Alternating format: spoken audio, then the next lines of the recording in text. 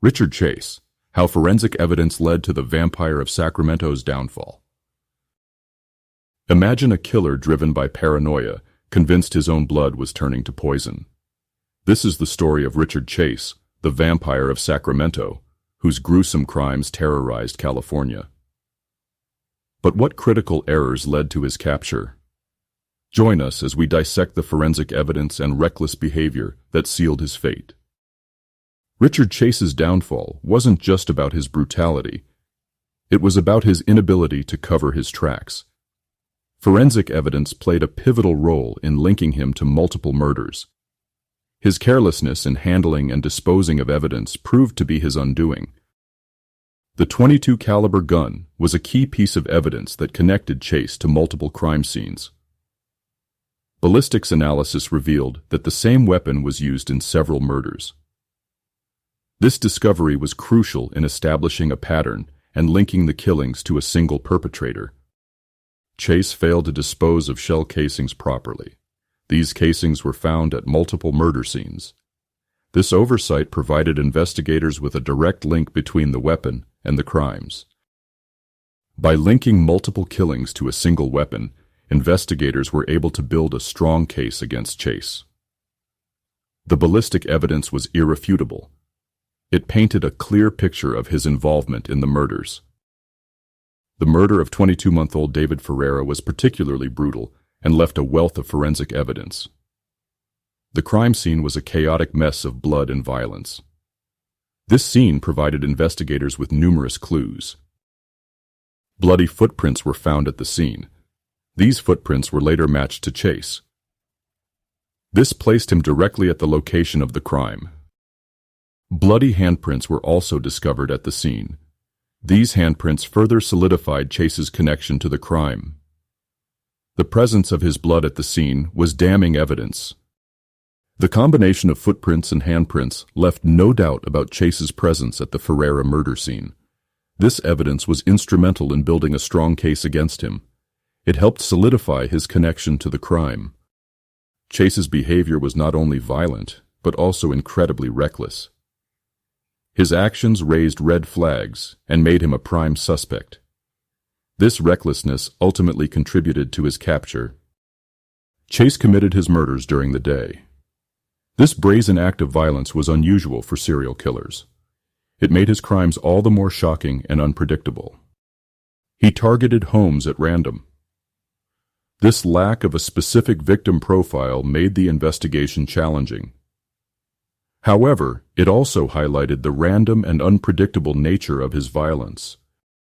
The unpredictable violence alerted investigators to the possibility of a spree killer.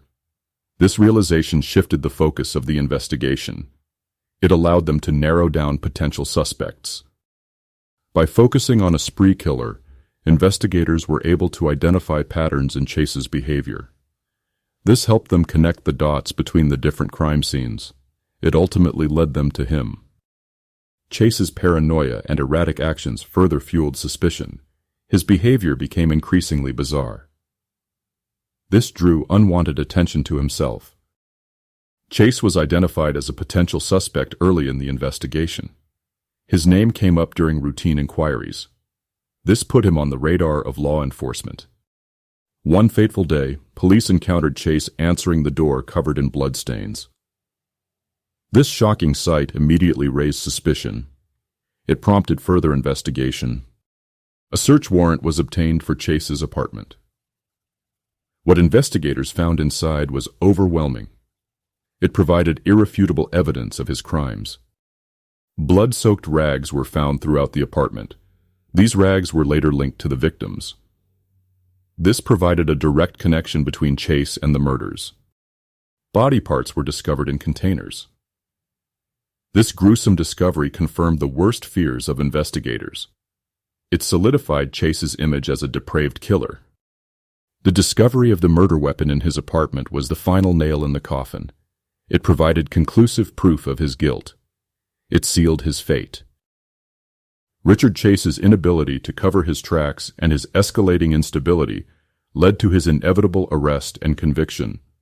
His case serves as a chilling reminder of the consequences of unchecked mental illness and the importance of forensic science in solving crimes. Chase's failure to conceal his crimes was a major factor in his downfall. He left behind a trail of evidence that was impossible to ignore.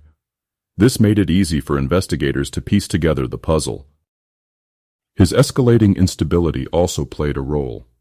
As his mental state deteriorated, his behavior became more erratic. This made him more likely to make mistakes. The overwhelming evidence led to his arrest. He was quickly taken into custody. He was unable to deny the mountain of evidence against him. The evidence led to his conviction on multiple counts of first-degree murder. He was sentenced to death. However, he ultimately took his own life in prison. Richard Chase's story is a dark chapter in true crime history. It highlights the importance of forensic science and the devastating consequences of untreated mental illness. His mistakes, combined with the relentless pursuit of justice, brought an end to his reign of terror. If you found this analysis insightful, be sure to like this video and subscribe to our channel for more deep dives into the world of true crime and forensic analysis. Share this video with your friends who are fascinated by criminal psychology. Let us know in the comments which case you'd like us to analyze next. Your support helps us bring you more content like this.